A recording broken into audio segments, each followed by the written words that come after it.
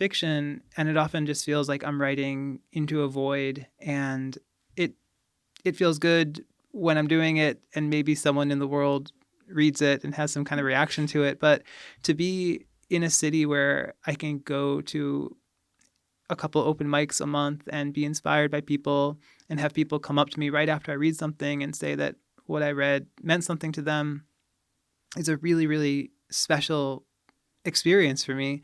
And Can you hear us? I'm Marina Visitiu, and I believe that poems can tell a story.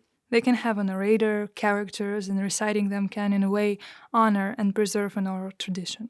Because spoken word focuses on the aesthetics of recitation and wordplay, on the intonation and inflection of the voice, we propose to invite poets who would perform their own creations for us.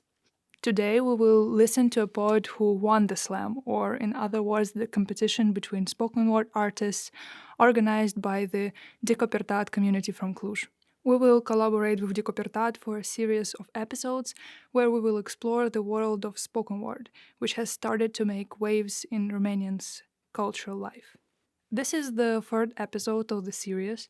Today, together with Anthony Sorge, we will explore storytelling in spoken word. Maybe bards do not exist in roles they had ages ago in Celtic cultures, yet reciting tales from memory is still as impressive and maybe even more impressive in our modern age when our memory is so fractured. You're about to hear a modern tale from a bard, originally from the United States, that explores as effortlessly current events as he does historical ones, national as well as international, covering topics such as identity, power, and privilege. Discussions about heroes, or maybe a lack of them, will follow, but also about foxes, about the absurdity of a city that is now a welcome mat for developers, about ladies near Megamaj, the hardships of recycling, and why pigeons' lives should not get any harder. I hope that we find out why pointless stuff like this still matters, followed by a second recitation of the poem. I hope you're all ears, right?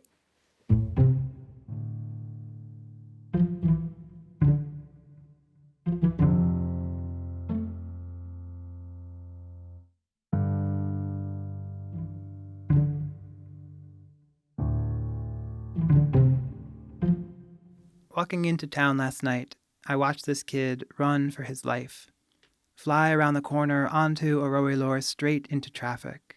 I heard his sneakers slapping the black pavement, cars honking in frustration, and two guys chasing him, transforming the landscape with their shouts from a strip of cafes to a hunting ground, swinging wooden bats and axe handles overhead, merciless, wishing the kid dead. I was as scared of what would happen if the kid got caught as if I saw, because I knew there was nothing I could do. In the moments the bats flew down on his back, as fists and feet found limbs and teeth, I knew if I tried to help, I'd get hurt. And calling the cops would just make it worse, so like a coward, I slowed my pace.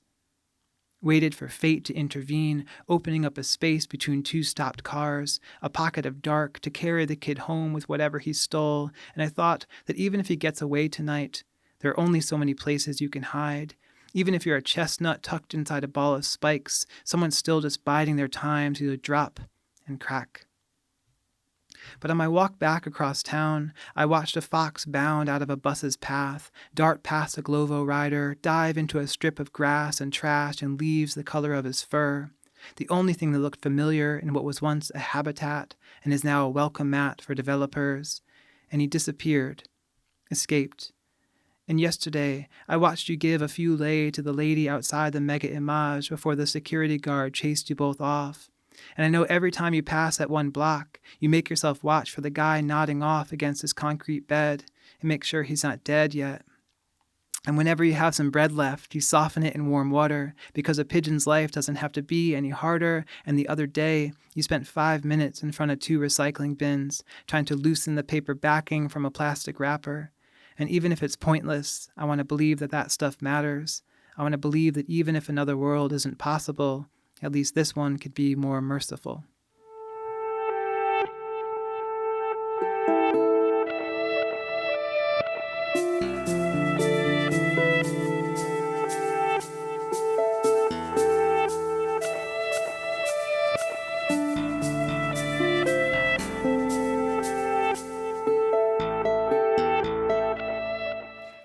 or a bittersweet poem, hopeful in all of its hopelessness? Anthony, the starting point of your journey is a walk in the city center where the name on the street pinpoints an actual place on a map of Cluj-Napoca. It is ironic, though, and I'm curious if it was or was not your intention, that the street is called Heroilor, which means the street of heroes. Yet this kid is a total opposite, and he runs away from the aggressors. Also, throughout the poem, you repeatedly remind us how you are not a hero either, how you're coward that feels powerless and scared of the reality that surrounds him. Because your fear for yourself is stronger than the fear for the kid, you wait for fate to intervene. Fate here is a symbol of passivity, lack of change, and hoping for a higher power than you don't have your internal one, maybe. So I'm curious about your relationship with fate and passivity. As in, do you believe in fate? And that sometimes maybe it is good to let things just happen. Yeah, I don't believe in fate. And I think this was a place where I was trying to show one of the ways that I rationalize my passivity or my insensitivity, sort of believing that there is this greater force at work kind of controlling the outcome of these different things that I see. And either that force is really malevolent and the world and the universe is a really chaotic and merciless place, or there's this like loving force that undergirds all of reality. But either way, it makes me feel that things are out of my hands and I kind of don't have to worry about them. And I was trying to highlight that way of looking at the world, which is what I try to challenge or complicate later in the poem.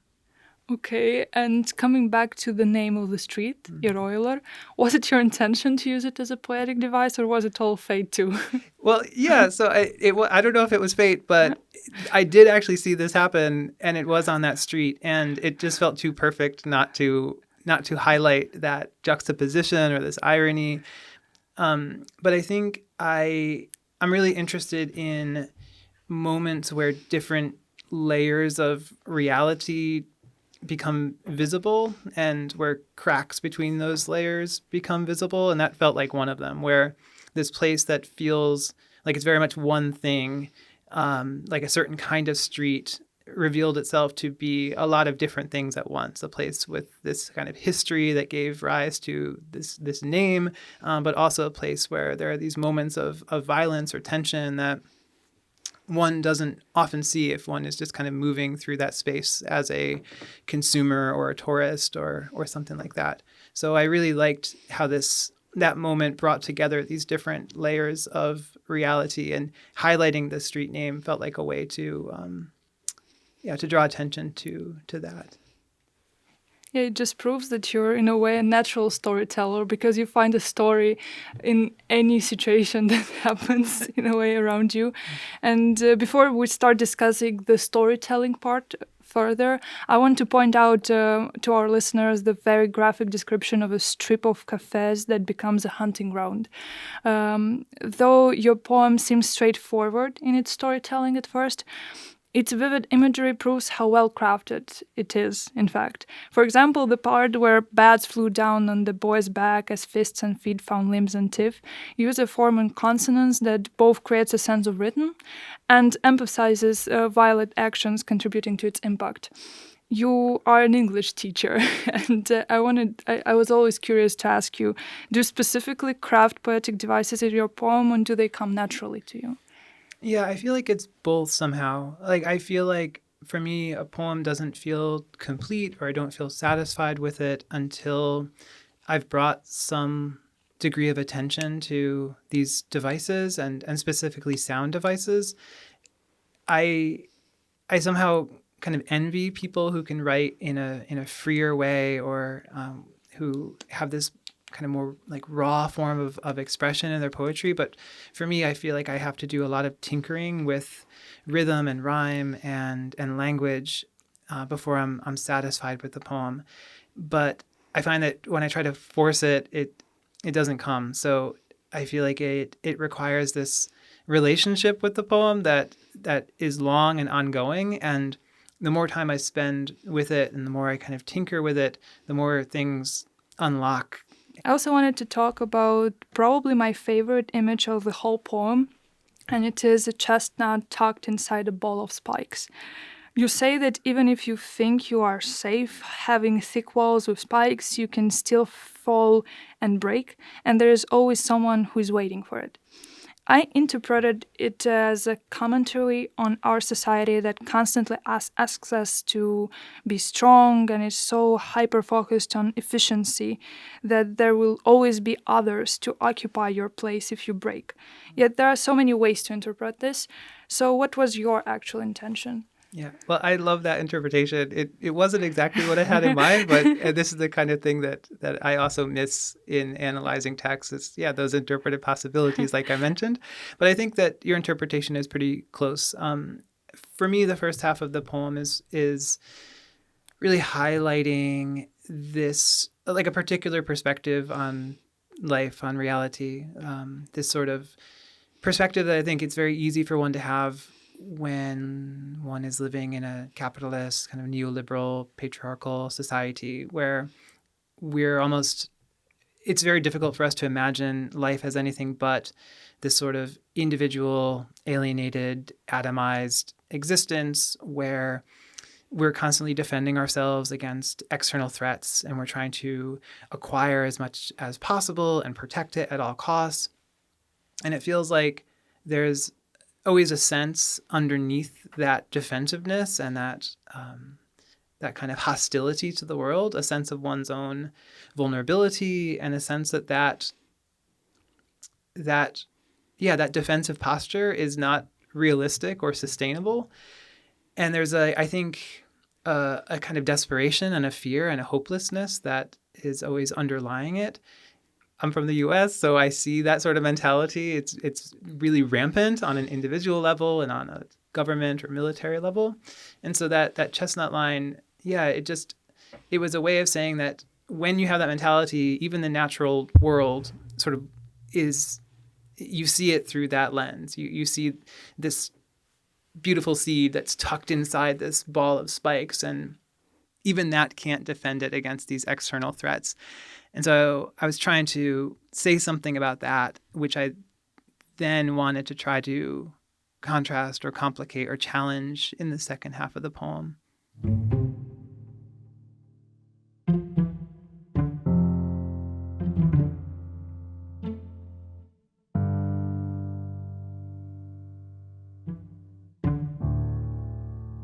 Yeah, you talk about different parts of the poem. So this is actually something I wanted to ask you next, because there is one but with which you change the whole theme of the fateful or fateless walk, and you make us notice a fox, a small creature that doesn't belong to these wild jungles of concrete. Again, pointers such as the name of a delivery company, Glovo, brings us back to a place, a city that is now a welcome mat for developers. This commentary shows us how progress changes how we relate to nature, and Glovo here becomes another sign of our civilization. There's suddenly another hunting ground. The fox was also able to run away from the machine, from danger, by running towards one remaining strip of grass that looked familiar. If earlier it was its natural habitat, now civilization captures new territories and expels all its previous inhabitants. When I heard this but for the first time, I hoped for a happier story in contrast to the first part. Yet the second one seems even more depressing, at least for me. First, we see this dissolution of ego, and then a dissolution about our society per general. And I was curious if this escape of a fox, then, do you see it as hope? And that's why there is this contrasting conjunction? Yeah, I think that moment in the poem is really complicated for me. I think a few years ago, I would have thought about this moment as showing this sort of binary opposition between sort of wild nature and modern civilization or something, and looking at this fox as a symbol of wildness and of the non-human that's trying to evade the all-encompassing destructive powers of modern civilization or something. But I've been really actively trying to push back against that way of thinking, and I've been really interested, I think, lately in trying to find ways of challenging a black and white way of looking at, for instance, the climate crisis or similar problems. So that fox escaping and even the fox's existence in this context, it does feel sad, but it also feels kind of miraculous in a sense that all that I guess the fox could represent, it manages to exist within the cracks of this capitalist neoliberal society that it somehow finds itself in. And yes, that seems sad, but it also makes me think about all the potential for resistance and for life and freedom and joy and dignity that can exist within a context that can feel very immiserating and alienating and sometimes hopeless. So I don't want that fox to seem like a symbol of hope or something that we should feel immense pity for, but sort of a symbol of the potential of what can exist in the cracks. Yeah, it makes total sense for me. I also noticed that after that but, there is a string of sentences of clauses that are linked with each other with another conjunction and. So here is you basically I have counted, and as you start off the story with the fox, you repeat and for 8 times. And I feel like it's used to fasten the pace of the story and to read it almost in one breath by the end. The last scene starts with you watching the other give money to the lady before security chases you both off. The beggar near a supermarket, it basically shows us a contrast of prosperity and poverty. Then you practically make us participate in your storyline and be on the side of this lady. We imagine ourselves near that mega image as you include us in this immersive experience. At the same time, there is a feeling of your own doubling, that all of those egos are yours as you distance yourself from your acts of kindness towards the end. What was, in fact, your intention? First, I wanted to ask you, who is this other you? And second, is I in that poem even equal to you then? I wasn't trying to describe things that I have done. I deliberately wanted to try to give the impression that these are things that I have observed others doing. And sometimes they're actual things I've observed, and others are just things that I wish I had observed or something. But what I think I was trying to do there was to include the audience in this catalog of things that I've observed over the course of the poem, and to, again, draw attention to these places of mercy or tenderness or sensitivity that exist in the context of alienation and violence and injustice and inequality, and say that you, audience, are, you have also done these things. Like, you have been kind and sensitive and generous and sweet, surely, and someone has observed that, and that is just as real as the poverty, the injustice, the violence that the poem begins with. This other you, I was not sure if it's us or maybe you include yourself almost in this narrative, because it feels like everybody is included in this you. And there's this almost Sisyphic effort in all of the small action of this us in this story. Even there is always a cover just to make more drastic ones, like the one that you described, than talking about yourself. At the same time, it seems that this is the point. We are not all brave, yet we can do small acts of kindness anyway. We can look for another homeless person to make sure he's not dead yet, or soften the bread for the pigeons. There's nothing sententious or moralistic about your poem, yet there is so much wisdom that hides behind the reasoning of why to help, even if it's just a pigeon. And so is a human life, isn't it? What is your philosophy, basically, that hides behind this claim? Yeah, so I don't know that pigeons care about how soft or warm or moist the bread is that they are fed by random people. I don't know that it matters in that sense. I don't even know really if bread is good to feed to pigeons. I think there's some debate about that. But I think what I'm trying to say there is something about how the intention behind these actions and the orientation to the world that I think they reflect is maybe more important to me than the outcome of those actions. Because I think, the first half of the poem, it's trying to reflect a certain perspective on the world, on reality. This, as I said, sort of capitalist mentality of violence, competition, dominance, submission. And what I'm trying to pose as a counter to that is a kind of softness or sensitivity or gentleness or tenderness. And to me, finding ways to practice those things and to cultivate those qualities, even if the outcome of our actions doesn't matter in a sense, the intention and the effort to hold this softness and tenderness in a world that almost requires a kind of hardness, that feels like a very important act of resistance, and it feels very meaningful in its intention. And I think I would just like to live in a world where people act as if these things matter more than I would like to live in a world where people kind of throw their hands up and say, well, recycling doesn't matter, and so why bother?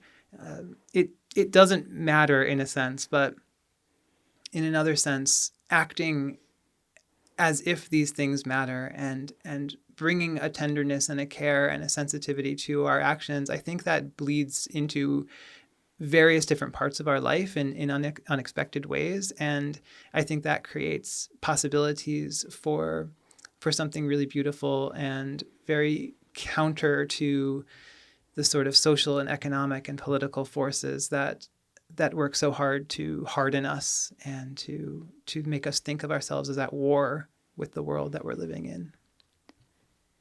Yes, I totally agree with you. And when I was analyzing the poem, I have noted some ideas, especially from the ending of a poem, that I thought were very interesting, because you bring us back to this dilemma of a modern person.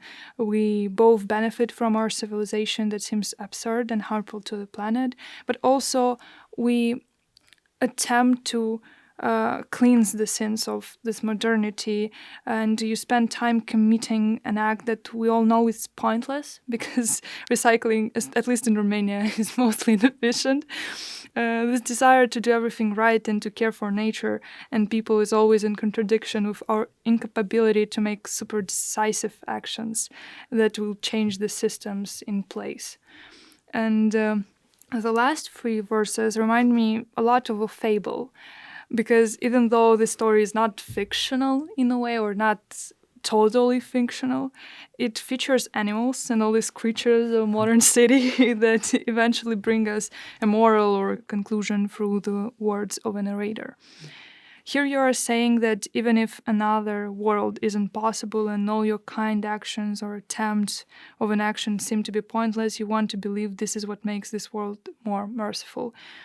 Yet, at the end, even though you're saying that and you have said that before, it feels like you're never sure, because you just want to believe, and another world seems to probably not exist even.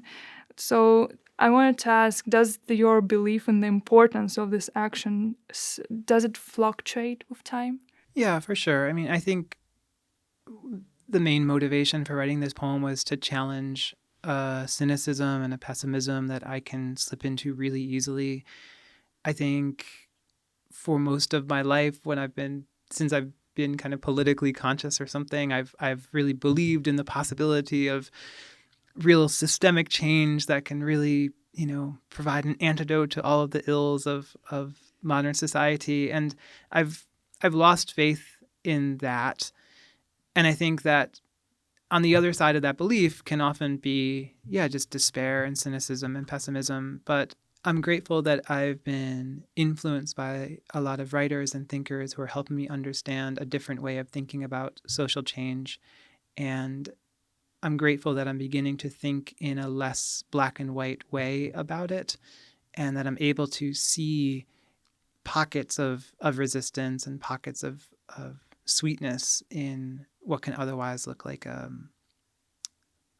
completely hopeless situation. So I'm not sure that there's a moral to the poem, or that I've landed in a particular place in relation to these questions, but writing the poem and trying to cultivate this disposition to the world feels really important for me and really challenging for me. And so this poem was an attempt to try to document that process. I know that you started writing short fiction first, and your love towards spoken word came a bit later in life. So why did you migrate more towards spoken word?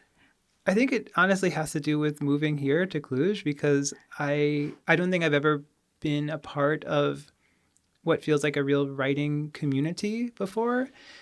I have written a lot of fiction, and it often just feels like I'm writing into a void, and it it feels good when I'm doing it, and maybe someone in the world reads it and has some kind of reaction to it. But to be in a city where I can go to a couple open mics a month and be inspired by people and have people come up to me right after I read something and say that what I read meant something to them is a really, really special experience for me.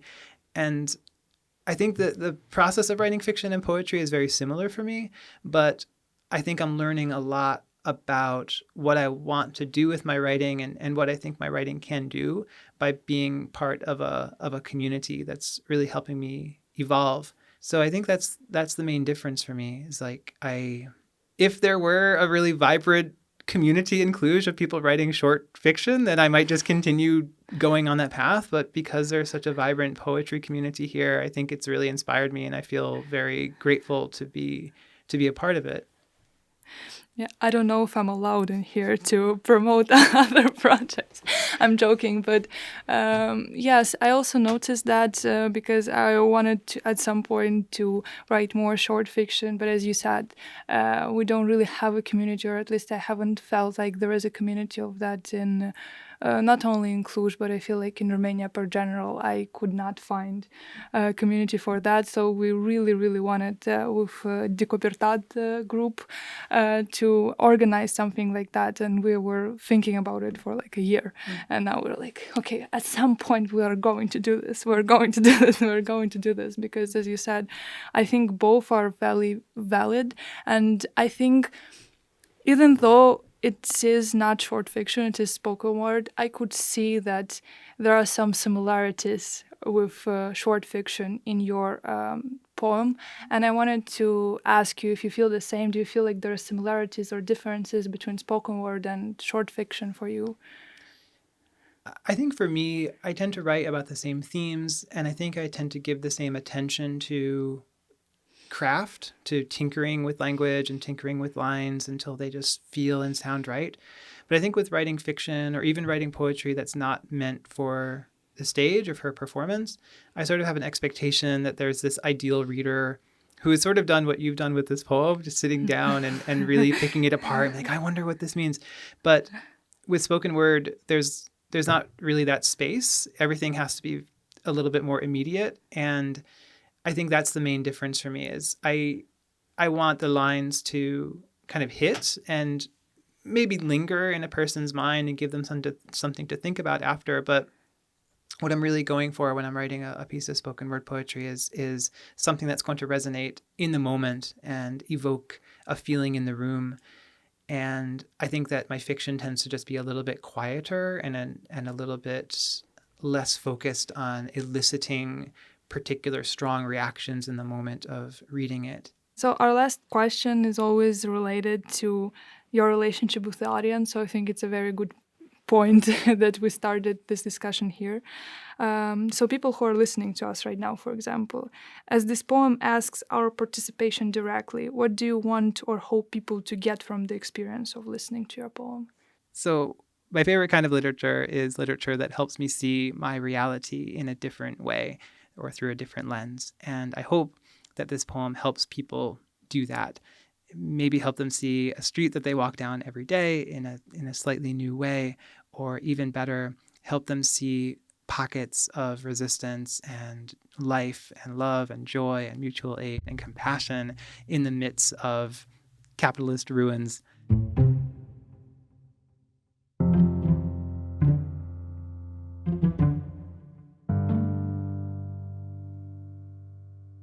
Walking into town last night, I watched this kid run for his life, fly around the corner onto Arroyo straight into traffic.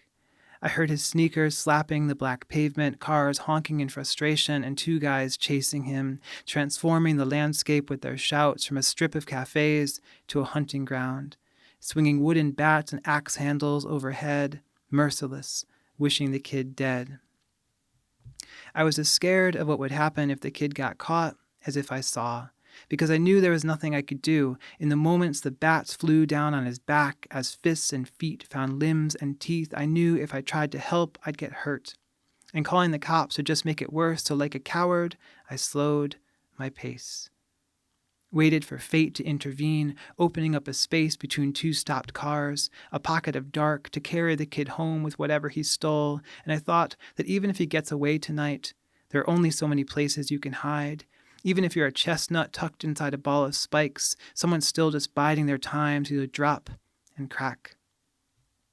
But on my walk back across town, I watched a fox bound out of a bus's path, dart past a Glovo rider, dive into a strip of grass and trash and leaves the color of his fur, the only thing that looked familiar in what was once a habitat and is now a welcome mat for developers, and he disappeared, escaped. And yesterday, I watched you give a few lei to the lady outside the Mega Image before the security guard chased you both off. And I know every time you pass that one block, you make yourself watch for the guy nodding off against his concrete bed and make sure he's not dead yet. And whenever you have some bread left, you soften it in warm water because a pigeon's life doesn't have to be any harder. And the other day, you spent 5 minutes in front of 2 recycling bins trying to loosen the paper backing from a plastic wrapper. And even if it's pointless, I want to believe that that stuff matters. I want to believe that even if another world isn't possible, at least this one could be more merciful.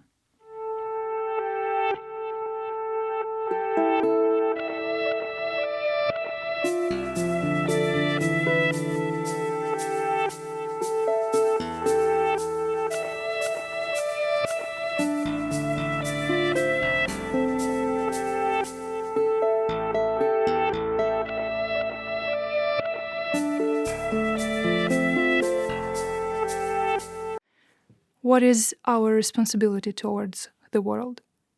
Is the world kind? This is a modern tale of a cowardly kind person. It is about the belief that small acts of kindness matter, even if we are not always ready for any big ones. Because a pigeon's life doesn't have to be any harder, and the same goes for a human's life, doesn't it? Thank you, Anthony, for immersing us into this bittersweet story, where we might not know what is going on with the world, but we know what we can do. We can do better. Stay tuned for more spoken word performers. There are many more poems to be heard. Until next time, keep listening.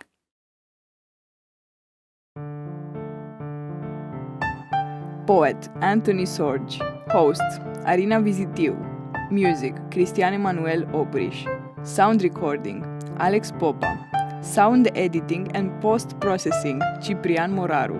An AUZIT production 2024.